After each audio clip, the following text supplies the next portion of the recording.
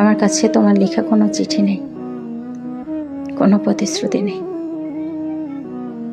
এখন ভালোবাসাটাও ধোঁয়াশা হয়ে গেছে।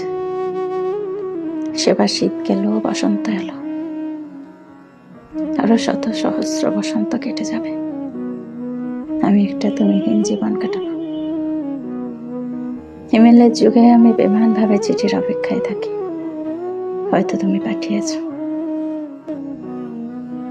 হয়তো আমি আর একটু অপেক্ষা করলেই পেয়ে যাব তোমার বিদায় বার্তাটি। জানতে পারবো ছেড়ে যাওয়ার কারণ। এই এতটুকু প্রাপ্তির যোগ্য কি আমি ছিলাম না? ভাবতে গিয়ে যেন আকাশ ভেঙে বৃষ্টি নামে। এই ভাবনার কোনো অন্ত আমি খুঁজে পাই না কখনো।